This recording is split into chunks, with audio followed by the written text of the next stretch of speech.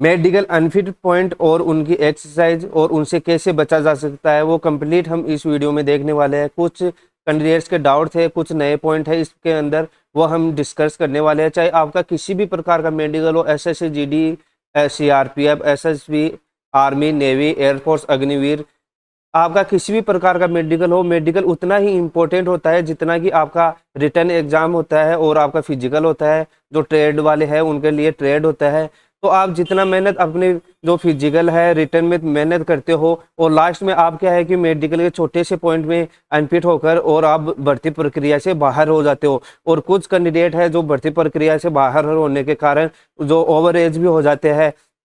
तो ये आपके जो सबसे इम्पोर्टेंट है वो होता है आपका मेडिकल। मेडिकल में कुछ कैंडिडेट्स के डाउट्स रहते हैं और कुछ कैंडिडेट को पता ही नहीं रहता है कि मेरे ये पॉइंट है, और कुछ कैंडिडेट को ये होता है कि डाउट किसी अन्य पॉइंट में होता है और पॉइंट कोई और मिल जाता है। तो ये कंप्लीट वीडियो हम इस वीडियो में आपके साथ डिस्कस करने वाले हैं, क्योंकि इस वीडियो में आपके जो भी पॉइंट बन रहे हैं उसके बारे में हम डिस्कस करेंगे और उनकी एक्सरसाइज के बारे में भी देखेंगे।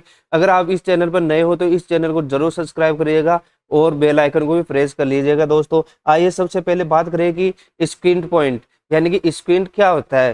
कैंडिडेट काफ़ी गलती करते हैं जो कि स्क्विंट का जब पॉइंट उनका मापा जाता है तो वो क्या करते हैं कि अपनी गर्दन को भी घुमाने लग जाते हैं। जैसे मेडिकल ऑफिसर आपको यहाँ पर पेन दिखाता है या फिर कुछ लकड़ी वगैरह कुछ भी हो वो दिखाकर आपको बोलता है कि जैसे इस लकड़ी के अनुसार आपकी अपनी आंखें घुमानी है। यह गलती नहीं करना है कि आपको अपनी गर्दन को भी उस लकड़ी के अनुसार आप घुमाए, आपकी केवल और केवल आंखें ही हिलनी चाहिए। तो ये था आपका जो स्क्विंट का पॉइंट है वो।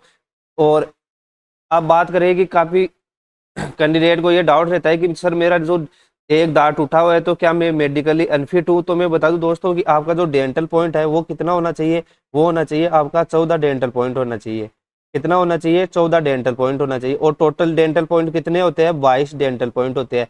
कैसे काउंट कर सकते हो आप घर बैठे, तो मैं बता दूं दोस्तों जो प्रत्येक मोलर होता है यानी कि एक का इसका 2 पॉइंट हो गया, दूसरा मोलर है उसका 2 पॉइंट हो गया और तीसरा मोलर है उसका भी 2 पॉइंट हो गया। उसके अलावा जितने भी आपके पास दांत है वो आपके 1 पॉइंट देता है।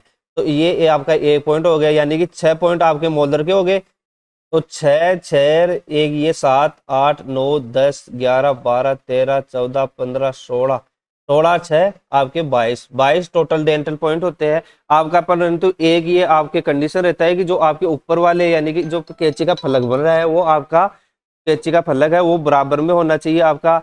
और जो अगर आपका ऊपर का दांत भी एक भी मिस है तो आपका जो वो डेंटल जो जोड़ा है अगर वो मिस है तो आपको पॉइंट नहीं मिलने वाला है। तो आपका जो जोड़ा है वो सलामत रहना चाहिए और उसी का ही पॉइंट काउंट होगा। अब नेक्स्ट बात करते हैं कि आपका जो कल कैंडिडेट था जिनके वेरिकोसील की प्रॉब्लम थी, फर्स्ट ग्रेड का जो वेरिकोसील है उनका, फर्स्ट ग्रेड का वेरिकोसील है तो उनका एक्सरसाइज से आप उसको ठीक कर सकते हो। यानी कि आप जैसे इसमें क्या है कि आपको ज़्यादातर सपोर्टर पहन के और इसके जो आप दवाई लेकर और आप है वो फर्स्ट ग्रेड का जो वेरिकोसील है उसको ठीक कर सकते हो, क्योंकि सपोर्टर से ये काफ़ी काबू आ जाता है। जो वेरिकोसील होता है वो जो भी आप फिजिकल एक्टिविटी करते हो उससे पहले आपको क्या है कि अपना जो सपोर्टर है वो पहनना है, चाहे छोटी सी आपको चाहे एक्सरसाइज हो तो आपको सपोर्टर अधिकतर आपको सपोर्टर पहन के ही रहना है अगर आपके भी वेरिकोसील का फर्स्ट ग्रेड का वेरिकोसील है तो।